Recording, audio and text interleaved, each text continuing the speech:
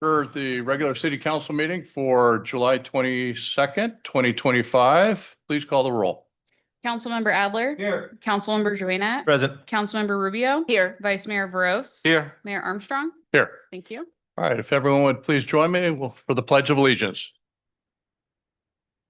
I pledge allegiance to the flag of the United States of America and to the republic for which it stands, one nation, under God, indivisible, with liberty and justice for all. All right, thank you. Please be seated. All right, Madam Clerk, what's the next item? Item 3, announcements. 3.1, changes and additions to the agenda. We do have one change to the agenda this evening. Agenda item 9.1, MCE Community Choice Energy Annual Report will not be heard this evening and has been deferred to a future city council meeting. Okay, right. Thank you for that update. All right, then we'll move on to item 4, which is public comment. At this time, the public is permitted to address the city council on any non-agenda item related to the business of the city council. Also, items that are on the consent calendar, including requests to pull an item from the consent calendar and the reason why you wish to pull the item or items. And please note that the decision to remove the item from the consent calendar is strictly at the discretion of the city council. You can speak on requests for future agenda items or on special presentation items under section 6 of tonight's agenda. And we do have one item on section 6. You may also speak on items that are not on the agenda, but are within the city council's jurisdiction. Please be reminded, while the city ensures the First Amendment rights of its citizens, we do not accept nor endorse any offensive or hateful comments made during our meetings. The city celebrates the diversity of our community, and we strive to be a welcoming and open community for all. If you wish to speak under public comment or regarding an agenda item, please fill out a speaker card located in the back of the room and submit it to the city clerk. And while we encourage your comments, unfortunately, state law prevents the city council from discussing items that are not on the meeting agenda. The city council does take them very seriously, however, and if appropriate, staff will follow up. Okay, we have speaker cards. We do have 4 speaker cards for this item. The first being Santush Kanjula.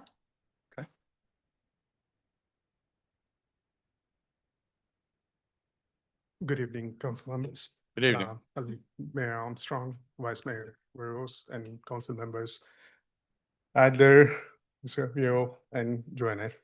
I'm here today to talk about one of the topics that I've brought forward regarding some of the respite area or benches and any other small park area for the community of Carmelita.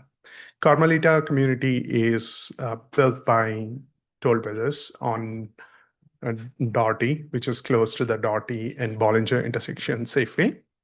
It's one of the community that has very beautiful houses and nice layout and everything, but it lacks any benches or any kind of a private area that any other community within San Ramon has. One of the selling point during our homes or for the development was it's very close to the park and it's very nearby, but end of the day, it's a little over a mile away, the Rancho Park, and it's on the main street of Doherty. So for any elders or young kids within the community, they just go around the community streets and they find it very difficult to find any space where they can take a bit of a minute to sit down or any kind of if they want to have a conversation, have any benches or any other park space. So a while back, Mayor Hudson came over to the community and took a look, and majority of the land that doesn't belong to the HOA or the city that belongs to GAD. I understand as members of the GAD committee as well. I'm here today to request to have this as an agenda item. So what we are requesting particularly is 2 things. One, any allocation of the land from GAD over so that we can have some benches or any other common community structures. Second, permission for that. We are not necessarily looking for any kind of budget or anything within the community. We are ready to fund it and take it forward because it won't be that big a cost as well. But we would request if there is any future agenda to consider this as a future agenda item and to consider this kindly. Thank you very much. Thank you. The next speaker is Taiwan is not a part of China.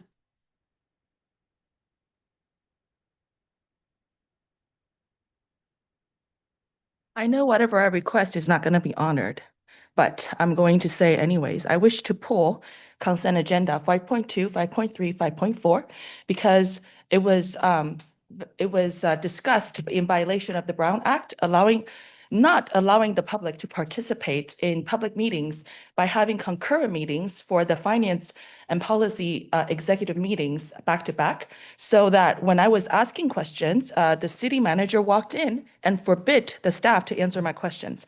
So I would like to ask questions about why we have supranationals that occupy 7% of our general fund. And why is it that when other countries are making 5.5% off of American investment products, that our city is investing in foreign countries, are they in communist China? That makes only an average of 3.5%.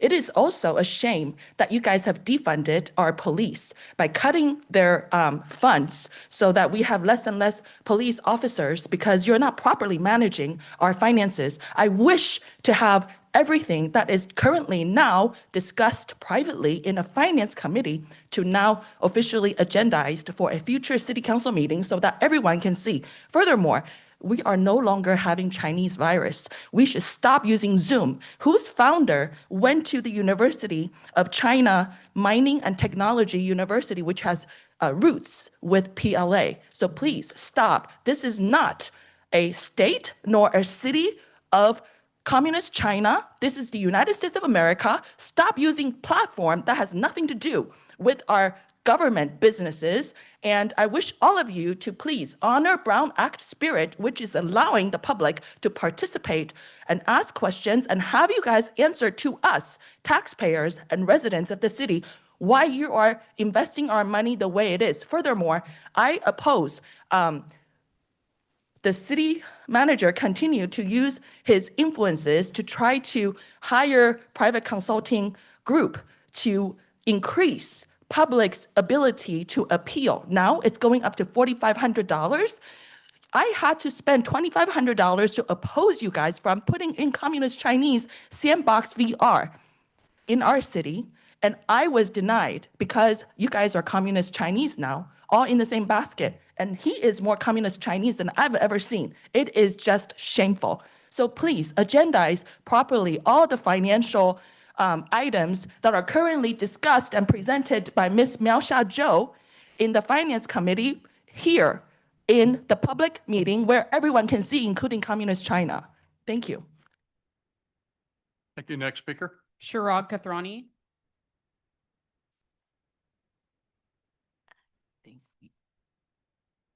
I just want to say that I do not think we should be allowing speakers to attack our staff based on their nationality. That is not appropriate. And also a quick one, as a chair of a finance committee, we did open public comment and we offered answers for the questions, but the person walked out of the room. So that's what happened, just on the record. Yes. Okay. All right. Thank you. Oh, and the meetings are also have been changed the date. So there's no concern about that in the future. All right. Thank you. And we already had planned that ahead of time, just so they know. All right, please go ahead. Hello, Mayor and the council members as well as city manager. So last council meeting, I asked for opening the public comment, ability of public to speak via remote participation. And this is probably like 20 times people have asked about it. And I watched till the end of the meeting, there was no response from the city staff or city council at all on this particular topic. Previously, Council Member Junet had asked for a staff report. We don't have a staff report on that as well, even now. So I would expect our city to at least respond and tell them like, okay, why are we not allowing? Why are we not bringing it to the agenda? Please bring it to the agenda and let people have an open discussion on this topic. Thank you. Thank you. Next item, please. Next speaker is Mahika Ramanan.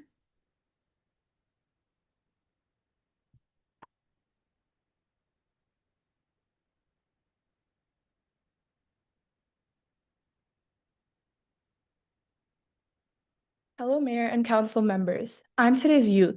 I'm Mihika, a high school student at DBHS and a volunteer with Open Governance, an AI-driven platform helping bridge the gap between local government and everyday residents.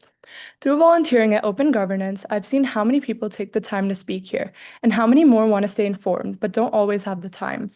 That's where this platform comes in. It turns long meetings into quick, clear summaries so people can actually follow what's going on. Our new feature I'm really excited about is Ask Noha, an AI chatbot trained on local information. You can ask it about city council meetings, what happened, important decisions made, and so much more. It gives instant, easy to understand answers that can make it so much easier for a community to stay connected. The chatbot is still in beta, so please do not hold us to perfection just yet. But we are always improving and your feedback helps us grow. If you're interested, I encourage you to create an account on Open Governance to explore more and see what the platform has to offer. You can also find us on Nextdoor, Instagram, YouTube, and other social platforms. Leave a comment, share your thoughts, and help us make this better for everyone. Thank you for the opportunity to speak, and thank you for all the work you do for our city. Thank you. Next speaker. That was the last speaker card. Do we have any written No written comment. comments? Okay. All right, then I'm going to close public comment. We're going to move to item 5. Does any council member, based on what we've heard tonight, wish to pull any consent items? I move the motion for approval. Okay. Hearing no desire to pull items, we I'll have a second. motion. I will second that. We have a second.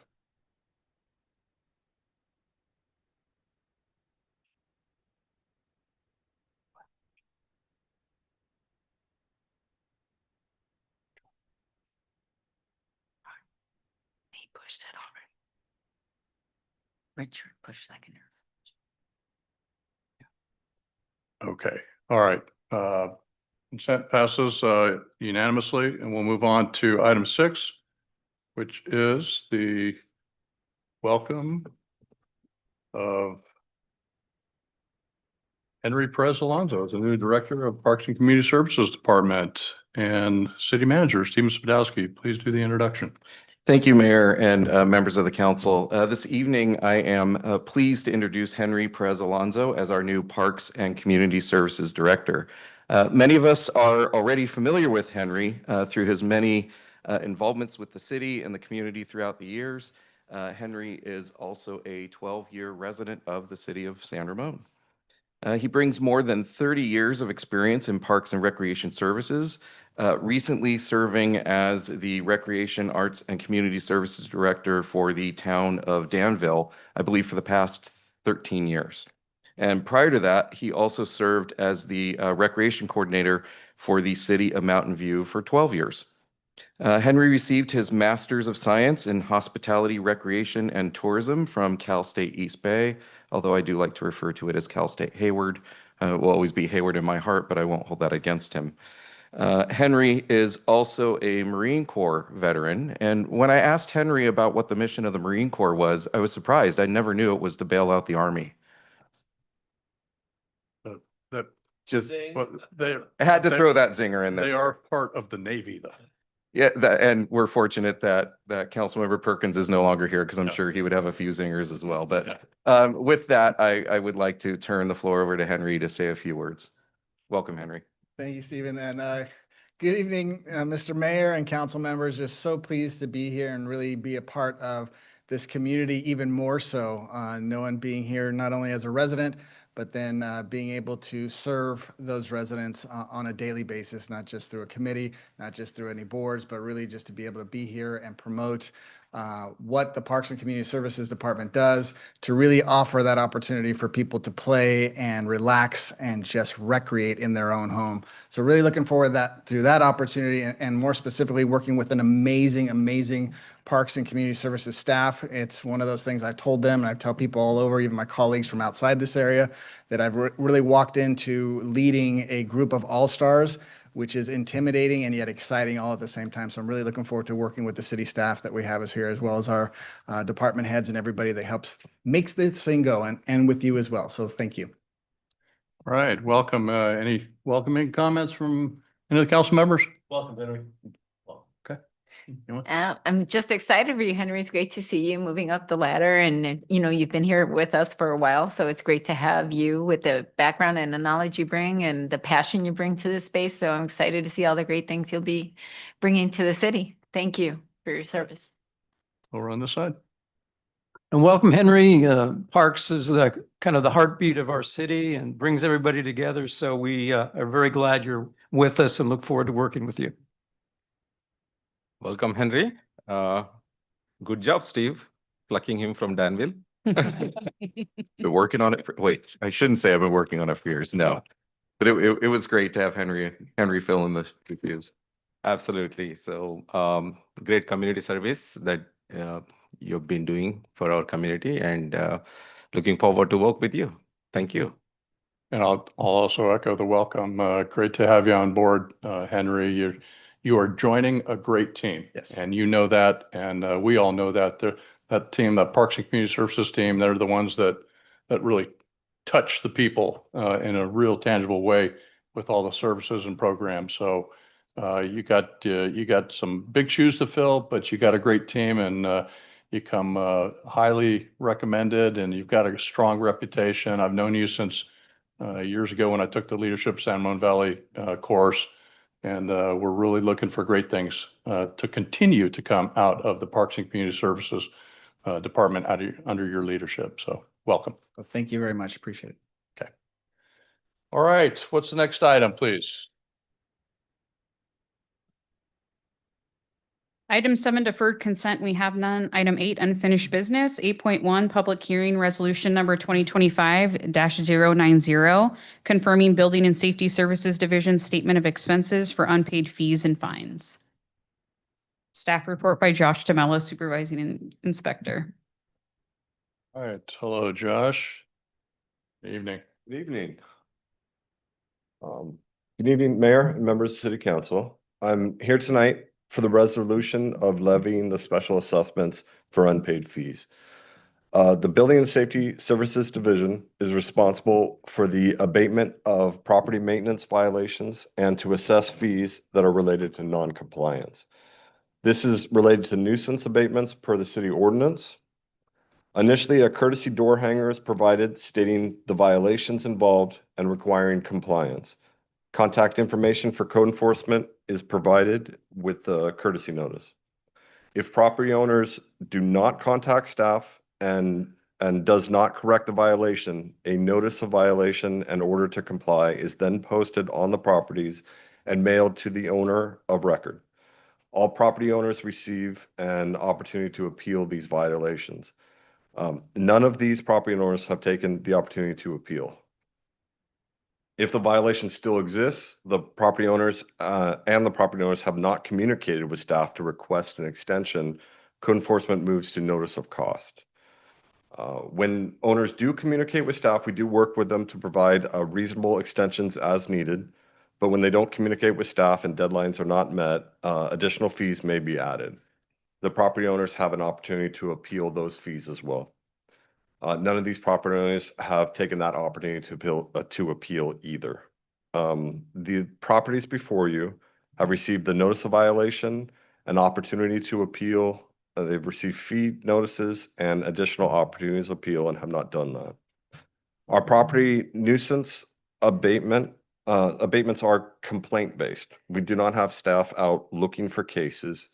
Code enforcement officers are reactive based and follow up on complaints received for residential properties. We are proactive based on commercial property signage and maintenance. but these in front of you tonight are all residential. Pursuant to the municipal code, the city will do a special assignment against the properties when it is necessary to collect the fees. On June 27th, the property owners were notified that we were going to proceed with this process. The exhibits in the resolution specify the properties, the dollar amounts that will be assessed, and the information of the property owners. At the last city council meeting on July 8th, the council passed a resolution to put this on tonight's agenda, setting this public hearing tonight. On July 11th, additional notices were sent via certified mail by the city clerk to each property owner, notifying them of this meeting and that council would be hearing this statement of expenses. This resolution will authorize the appropriate special assessments to be added to the regular property tax bills for these unpaid fees. The resolution will then direct staff to notify the Office of Auditor Control of Contra Costa County to assess these amounts if they are not paid within 10 days of this meeting.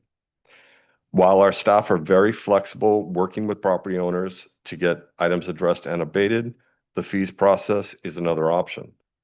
But if we do not proceed all the way to collect these fees, we lose any ability to get compliance and get these items addressed and completed. Not enforcing these fees would diminish our ability to abate nuisances. If this resolution is approved, staff will wait 10 days. If the items are paid, we will remove them from the list.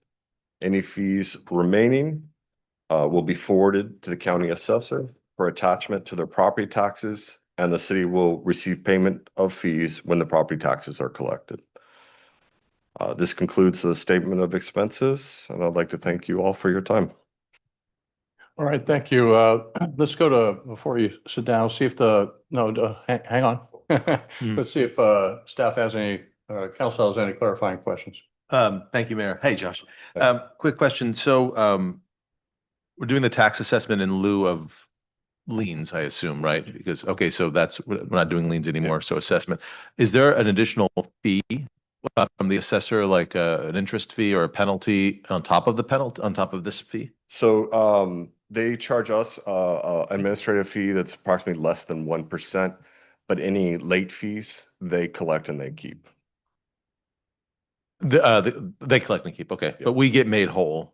Second? We get paid whole. We do, on, yeah. Okay. Minus the administrative fee. Minus administrative fee, okay. And these notices that were sent out, certified mail, door hangers and tags, what are these penalties? Are these what's precisely the nature of these penalties? What are they? They're for each of these, like in full or each instance? Not each instance, but in general, like if you could kind of like tell me what they cover. Are they?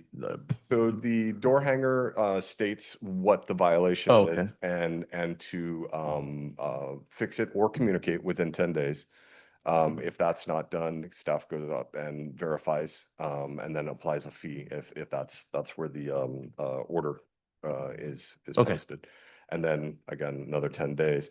And then they post notice of cost, which is, it just goes fee each time they have to go out and verify. And if they do communicate and ask for time, we give them whatever is reasonable to get compliance. We're not out there to collect fees. We're out there to ensure compliance. And none of the homeowners replied? One replied initially by phone. Okay. And there was communication initially, but it's gone dark. Doesn't live in the house. It's been going for about 3 years. Staff was very lenient at first, but it's overgrown weeds. So they're expecting when it starts raining again, cycle's gonna go over again. I see. And he's not communicating back.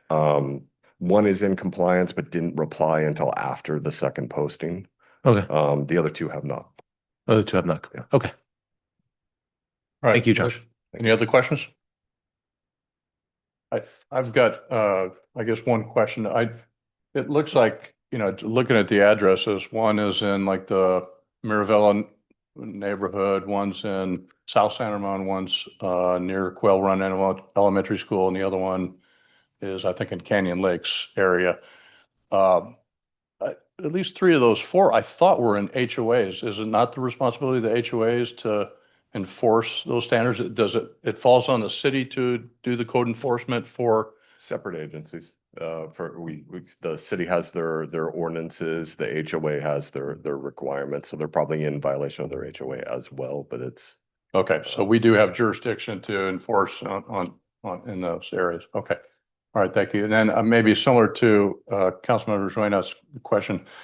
So we send out certified mail and things like that. I mean, if these people aren't living there, or if the property is vacant right now, that's maybe why we're not getting an answer back.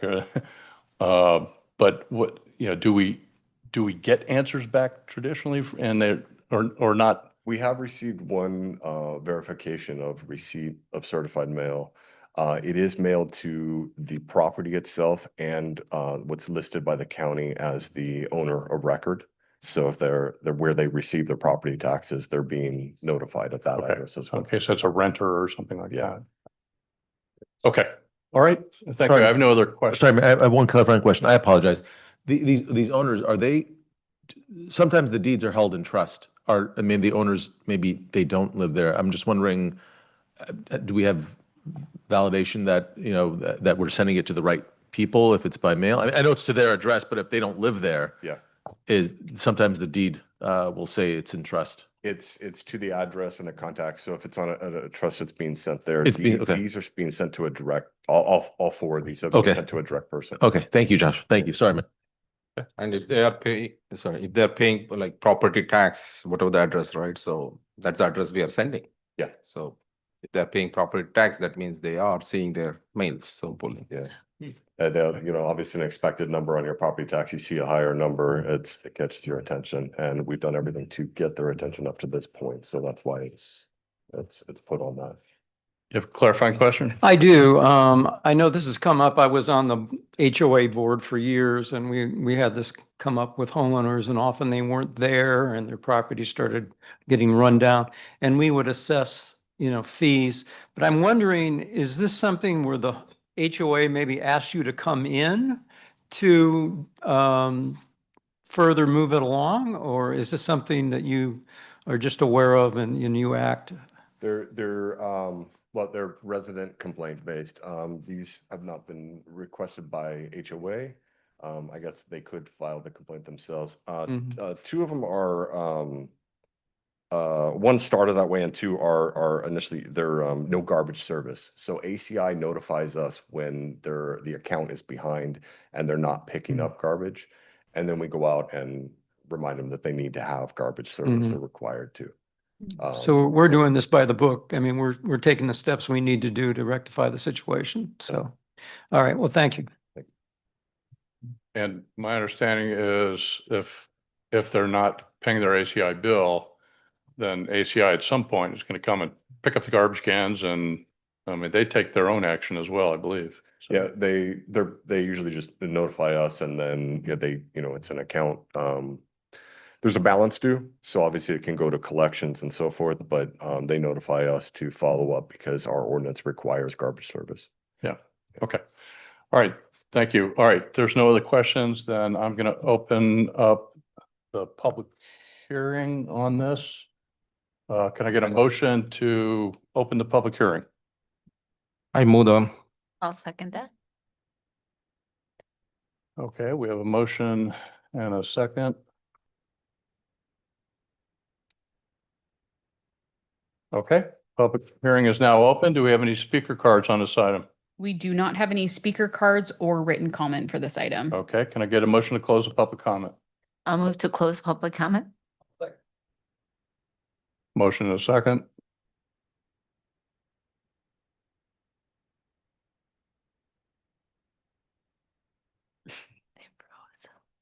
Okay, there we go.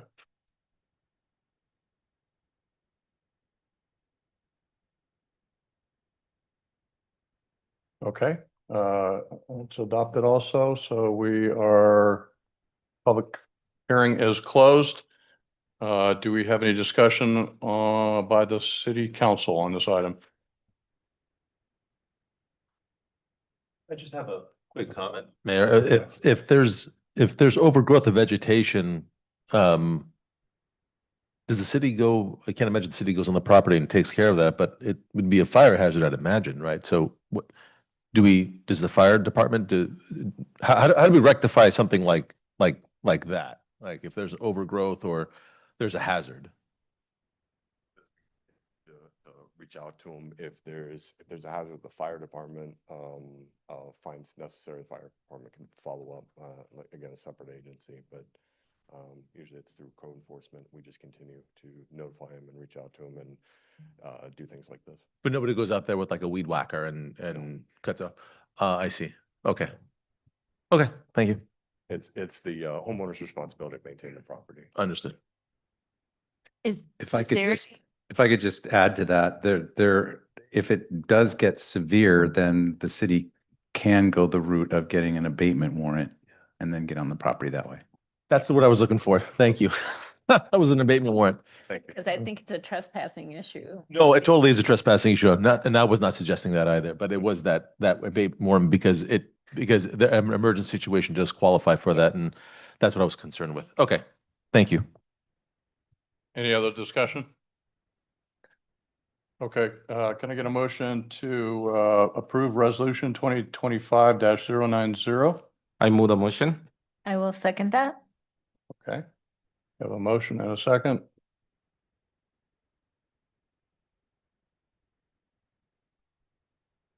Okay, item passes unanimously, and we are on to the next item. Item 9, new business. 9.1 has been deferred. Item 9.2, resolution 2025-091, authorizing an exception to the 180-day waiting period and the temporary appointment of Vancel Phillips as a CalPERS annuitant and the interim chief building official. Report by Debbie Chamberlain, Community Development Department, or Director. I apologize. Thank you. And it's the Building and Safety Division council meeting tonight. So it's kind of fun to be up here to talk about something other than planning, which is what you typically see me doing. So good evening, Mayor and members of the council. As you know, Vance Phillips retired from the city after 14 years of service. And the chief building official, a very critical position for the city that handles the day-to-day operations of the Building and Safety Division, including permitting, plan check, inspection, and as you've just heard, code enforcement services. In May, if you recall, the council approved the creation of a new standalone position of chief building official, which then replaced the division manager role or position that was currently Vance currently held. And so before his retirement, he was officially known as the chief building official. State requirements do mandate that we have a chief building official on staff at all times. And therefore, staff is recommending that the exception be made to the 180-day waiting period for the hiring of the CalPERS annuitant and that Mr. Phillips be temporarily appointed as a CalPERS annuitant and interim chief building official effective tomorrow, July 23rd. CalPERS requires the approval of such exception appointment via a public meeting and a city resolution. So I ask that you open the public hearing, take any additional comment, close the public hearing, and adopt the resolution authorizing Vance to return as an annuitant till December 30th of this year. Okay. Thank you, Debbie. Any clarifying questions from council? No. Okay, hearing none, then at this time, I will open the public comment. Do we have any speaker cards on this item? We do not have any speaker cards or written comment. Okay, I will close public comment. All right, it's before the council, and do we have any further discussion on the item? So I'm sure you might be already planning for replacing that position with someone, or is it already published? Yes, the recruitment for the chief building official was posted today. So the recruitment will proceed, I believe, through the middle of September. Okay, cool. Thank you. And sorry, and I read in the report this position ends December. Sorry, what's that? December 30th. The annuitant status is valid for 6 months. Yes. Oh, for 6 months, and if we can't find anybody at that point, then it come back to for another vote. Yes, we'd have to. Yeah. Okay, thank you. All right, any other discussion?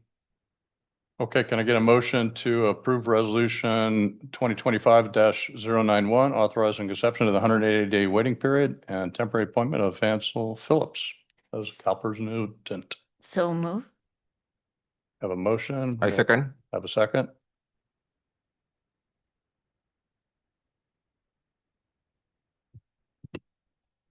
Okay, motion passes unanimously, and that's it for business this evening. That was pretty quick. Now we're on to item 10, city managers and city council members' comments and matters initiated. All right, thank you once again, Mayor and members of the council. I do have a few updates for this evening. The first update is our Planning Academy and PD Community Academy. Council members' comments and matters initiated. We are getting the feedback there. That's okay. We have a Planning Academy and PD Community Academy currently underway for recruitment or applications. The city has the 2 free classes coming up this fall. Santa Ramon's Community Planning Academy meets on 4 Monday evenings beginning September 8th and provides an insight into the city planning process. And the Santa Ramon Police Department's Community Academy will meet on Wednesday evenings beginning August 20th. This 14-session program covers topics such as patrol, investigation, traffic stops, DUI enforcement, and legal authority. Applications for both programs are available on the city website. If you are looking to have your trifecta of all 3 city academies, now's the time to apply for the 2. We are displaying a couple pictures now up on the screen from the ribbon cutting ceremony for the bridge. We're starting to get them in. We will have an online photo book for the bridge cutting ceremony if anybody would like to take a look at those photos. I will comment on the bridge just yesterday and today. A lot of people crossing. I sometimes see families stopping and waving at traffic on Bollinger and they're honking back. So I'm in my office going, what is going on Bollinger? I'm waiting for the sirens, and it's just people glad to be up on the bridge. So it continues to be really enjoyed by the community. One other item, National Night Out is on Tuesday, August 5th this year. Santa Ramon neighborhoods are invited to participate. Many neighborhood groups will host events such as block parties, potlucks, and ice cream socials.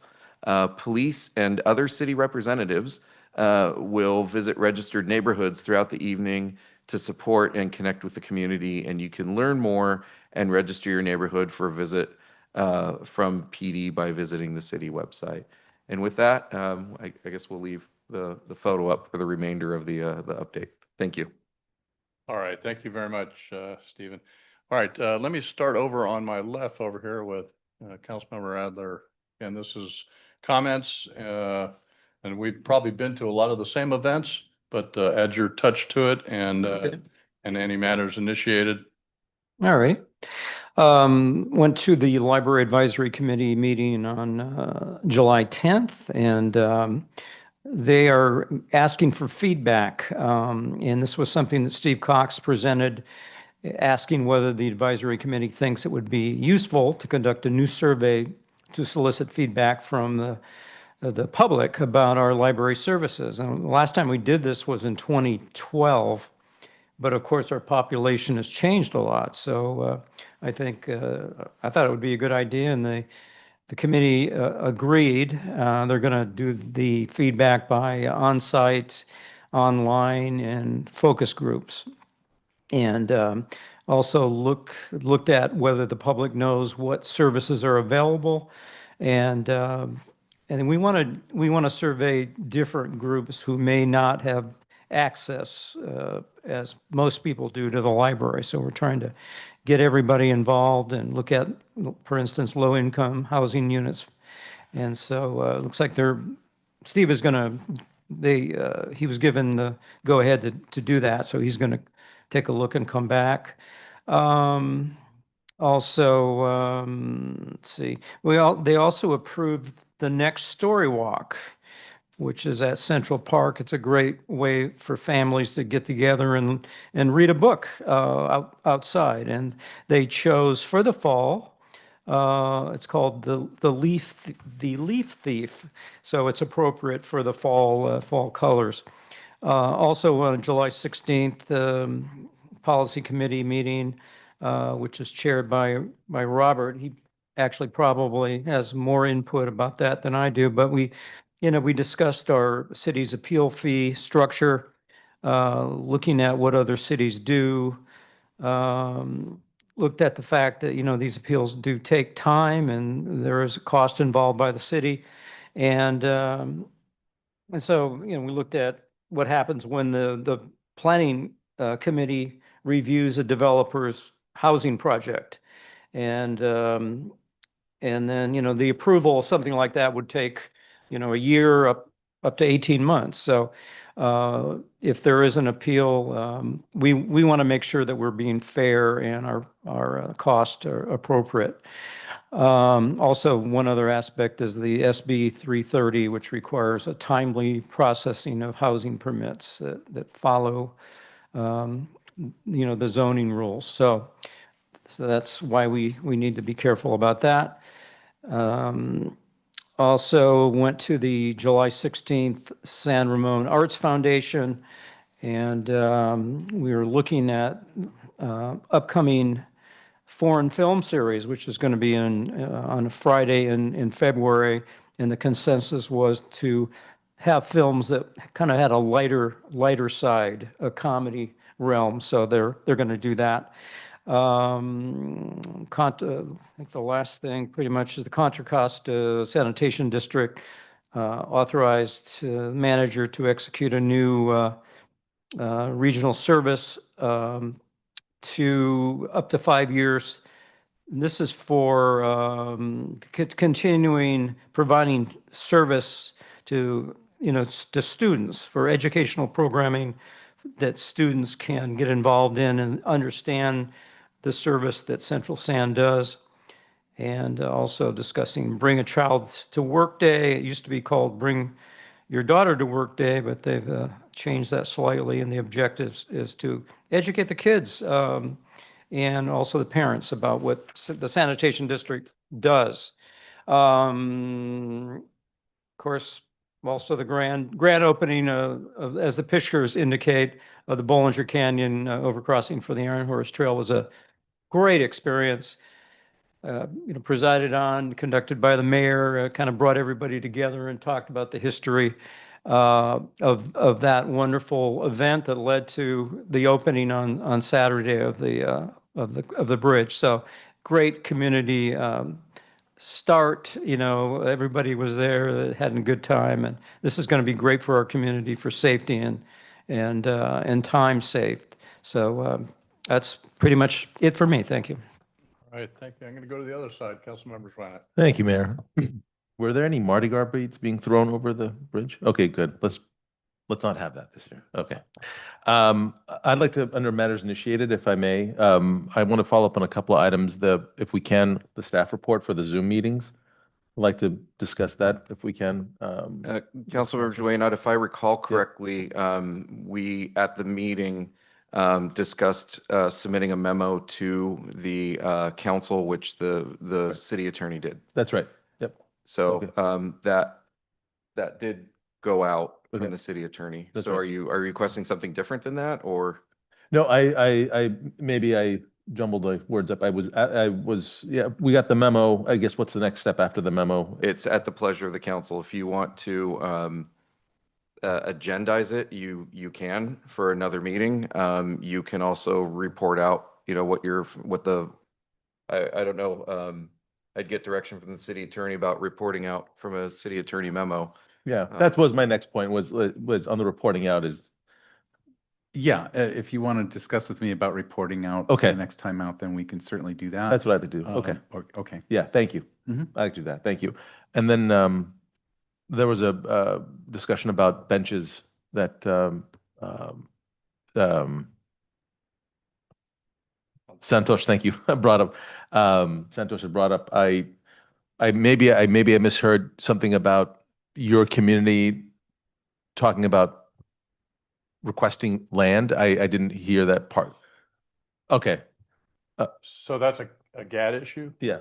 That would be a GAD issue. We also received an email. Staff will respond to that email. And then if the GAD board would like to discuss it, we can move on further from there if we get a request to do so. Perfect. We do have to, all things GAD, we have to be concerned about conservation easements. Many of the GAD parcels, I'm not sure about the landscaping parcels within the GAD, but many of the parcels within the GAD have conservation easements that are controlled by a third nonprofit party that allow for specific uses. So that's the one from my old GAD days, item that we would have to research, but staff will get back and talk about the possibility. Thank you. And then I wanted to thank the young lady here that brought up the OpenGov. They left, but thank you for bringing that up, and big proponent of AI and helping the citizens in our community.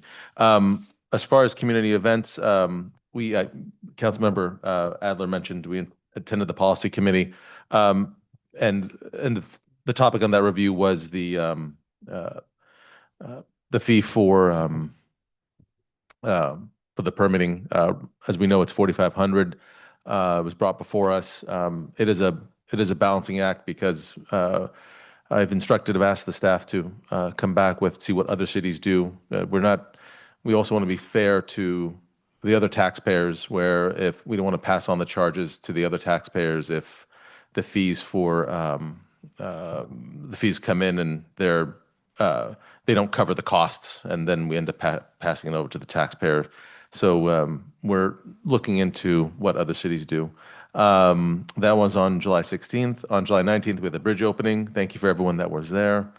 And then on July 21st, recently we had the traffic's board meeting, which happy to say that another bus was added to the route. So, and we're at, I think we're at 98% capacity for the school buses this year. So we had an uptick of bus ridership this year, which is great. And interesting in that meeting, a lot of it had to do with the county connection jump. So in ridership. So that'd be good. So I'd like to see our youth using mass transit. So that's it from me. Thank you, Mayor. All right, Councilmember Rubio. Okay, so before I go over my activities over the last 2 weeks, I did want to say that the chatbot actually is something that was introduced. I had a conversation with Jared Ash, and he did introduce it to our staff. And staff did reply and explain how our process it works in terms of bringing ideas and providing like a software, right?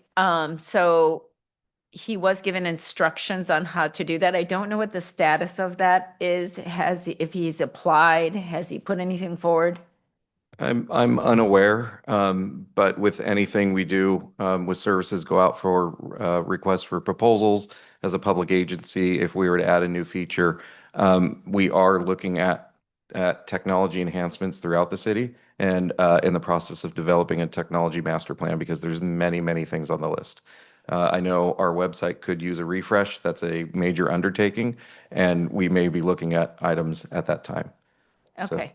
Okay, I just wanted to make sure that the public was aware that we have actually introduced that to the staff. The staff received it. The person who reached out to me and I passed it over to the staff has provided information, and he has been given instructions on what he needs to do on his end so that we could move forward. So once he does that, we can, the staff can start to look at whatever he brings forward there. Okay, so then in terms of activities, I attended on July 9th, meeting with LAFCO. And I would say the major outcome of that meeting was we had the annexation of the Kensington Fire Protection District to the Kensington Police Protection and Community Services District, and the dissolution of KFPD. It was supported by everyone on both sides. It's something they've been working on for a really long time. So that passed without any resistance or opposition, I should say. And then there was the third Reclamation Services Municipal Review, Sphere of Influence updates.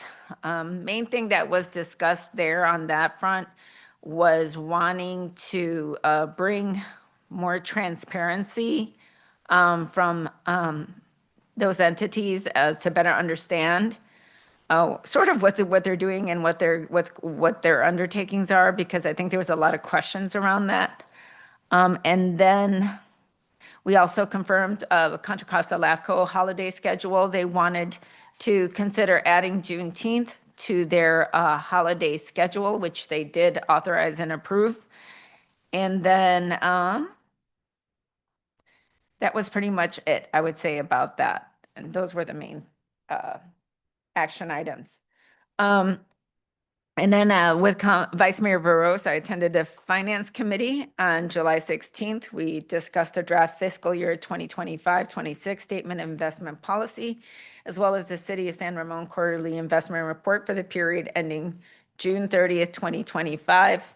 And as was mentioned, we will be moving that meeting from the third Wednesday at 4:30 p.m. to the second Thursday, correct? Just want to make sure, at 4:30 p.m. So no more schedule conflicts there. And then the Senior Center Foundation, we had discussing plans for National Senior Center Month in September, including a proclamation to the City Council, a barbecue, and weekly workshops on topics like fraud prevention, health, and wellness. The Senior Advisory Committee is conducting a needs assessment survey. Newsletters are being distributed via mail, QR codes, and email lists. So one of the things I brought up, and they took a very good liking to this idea, and I hope we can make it happen, but we have to talk to the school district on this, is to see if we, because there's always like a technology and a language barrier for a lot of our residents, and we're obviously trying to target seniors, and some of our seniors are not as savvy or fluent perhaps in the primary language, so they don't know where to find the translation link or what have you. So one of the ideas I had was trying to create maybe an initiative where we had our students kind of give them like some kind of credit, school credit or something, where they work with their grandparents perhaps that are in town and live in San Ramon, and get them to help their grandparents complete the survey, and they would get some kind of credit for helping facilitate that. I thought it was a great way of connecting, and it's just like an all-around win-win from a social perspective. You're bringing the young kids uniting them in a positive way with their relatives, but also making sure that all voices are being heard here. And then the resource fair on September 25th will feature 30 vendors. And then we mentioned Henry's appointment. Congratulations again.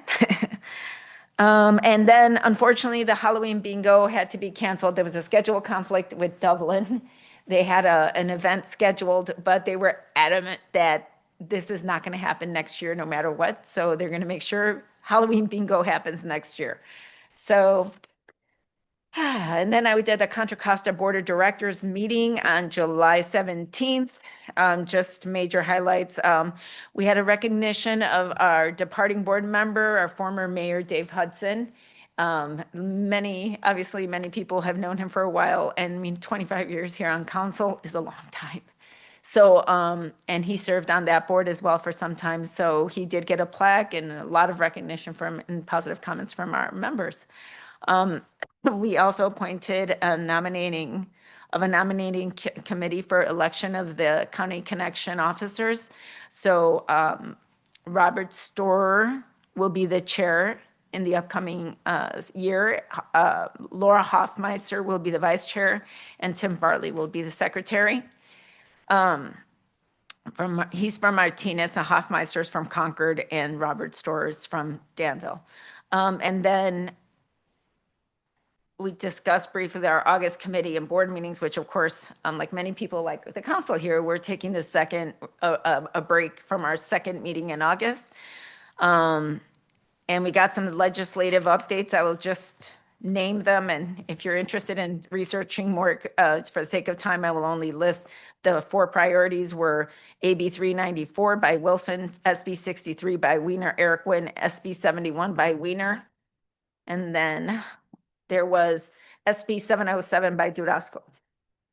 So if you want to look into those in your spare time with some coffee, go for it. I would suggest it's probably very interesting reading. Yeah. And then we got an electric bus update And it was just basically about replacing all the rotors on the vehicles. It was just an update about basic maintenance issues. And then we got several appointments for different positions. And I will say, for the sake of time, with just kind of, there was an appointment of Sean Battleberry, Subhang Mal, Tijuk Fong, Kunyadi, and Allison Picard to the advisory committee. And then we also confirmed the employee benefits adjustments. Got an update about the youth ride-free pilot update, which unfortunately will experience, after all, an interruption, and not after the end of this month. It will come to a pause until next summer in the beginning of June. They weren't feeling too confident with the funding source and thought that taking funds from where they were considering taking it from was a potential risk. So they decided to postpone that, unfortunately. It was a very successful program. They saw, like, what was it, like a 6-fold increase almost in ridership among youth.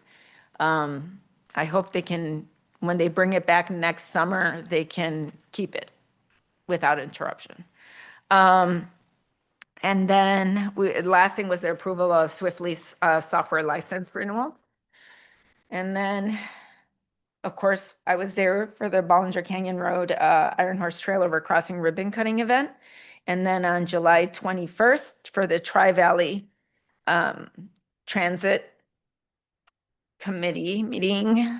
Oh, hold on a second. Just quick update on that.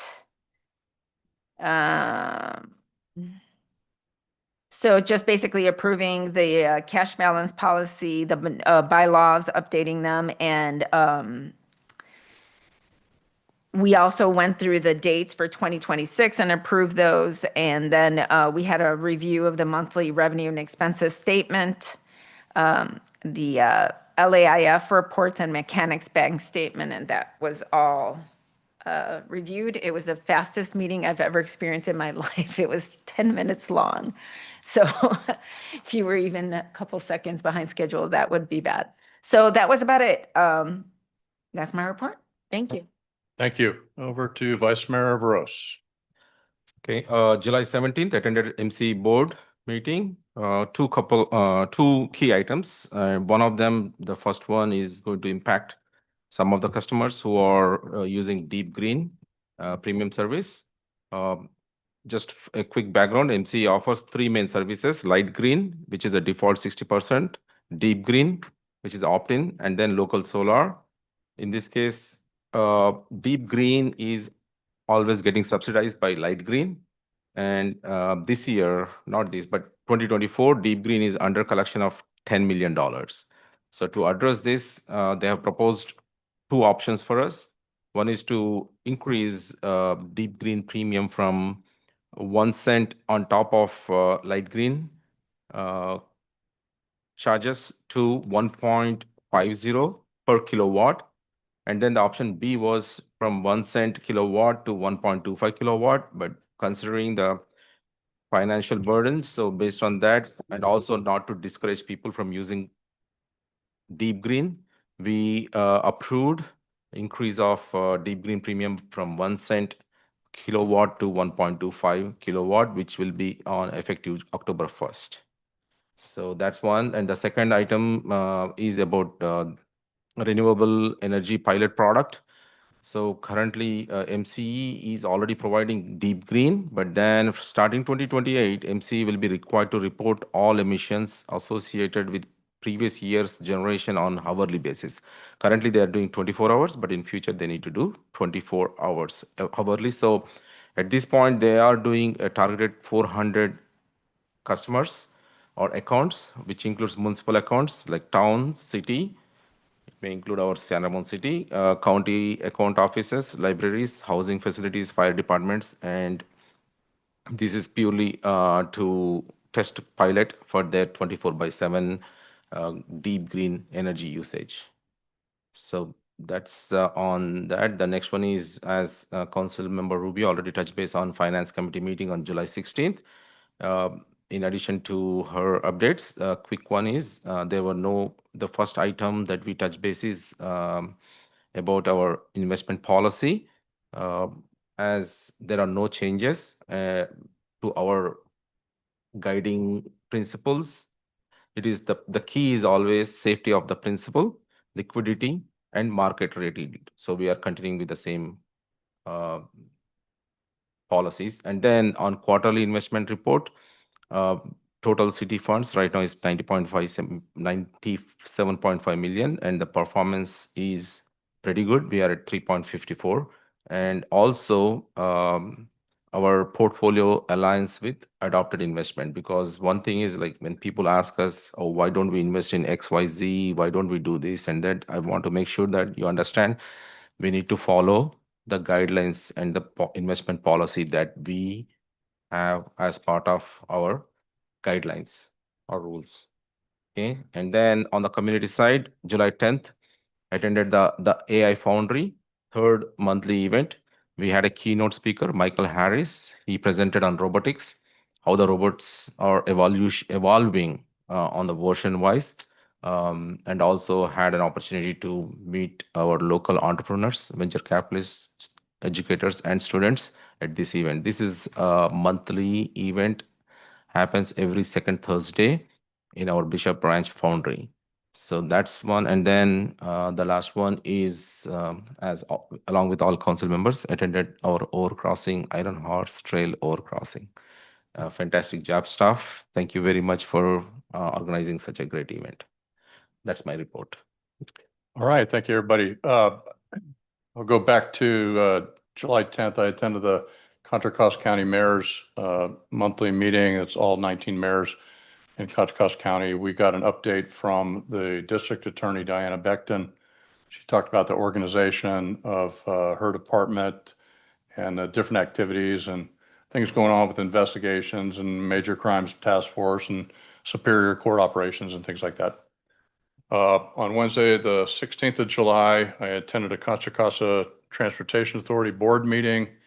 The main item there was one of the items you mentioned when we got a legislative update, but the primary thing was that the board voted to support, with the slight amendment, the SB 63, and that is a regional transportation measure. So that may go onto the ballot statewide. I'm sorry, within the Bay Area. Probably all the five major counties would be a half-cent sales and use tax. I also attended a meeting sponsored by Innovation Tri-Valley. Again, five of the Tri-Valley mayors were invited to meet with PG&E CEO Patty Poppe, and she talked about some of the improvements that PG&E has made. She was interested in hearing what some of the challenges were that cities are experiencing, and the mayors were not shy to share some of those concerns that they're having. And then on the 17th, I attended and presented at the Real Estate Marketing Association meeting. I spoke there last year as well, and basically it was kind of like a mini State of the Union, but you only get 15 minutes. So it was pretty quick. I talked about a lot of the quality of life and safety recognition that we've received, but also gave some updates kind of in line with what we had received at a previous council meeting on the planning year in review. So I kind of summarized some of that for these people. And they're not all realtors. They're from all aspects of kind of dealing with real estate. So, and then the last thing, again, I'll just echo everybody said about the Iron Horse Trail overcrossing, the bridge ribbon cutting, and just a really special day. It certainly, I think the actual bridge itself and all the landscaping and just the lighting and everything exceeded my expectations, from the day we started this until the day we crossed it, the bridge, and the actual event, the ribbon cutting event. I just want to commend city manager, your staff, and our public works folks. We had parks department folks out there. I think many members from across our city staff were out there supporting the event. So just a really special day. Everybody was out there with a smile on their face, really excited after, some delay, but we've got that bridge open and it is being used quite a bit. So really excited about that. And thanks again to the staff. And that's all I have. I have one comment, sorry. I'd be remiss if we didn't mention a couple of events that did happen in the city. One, I wanted to thank the fire department for their quick response on putting out the fire at the Harlan House. I'm surprised that it's still even standing. I mean, it's amazing how quick that response was. And then the second part was it's been in the news, talked about the explosion, the robbery at Target. I just have a question for the chief. Did Target, are they putting any security, anything, any bodies in the building overnight, or what's the communication like? Nothing like that at all. Okay.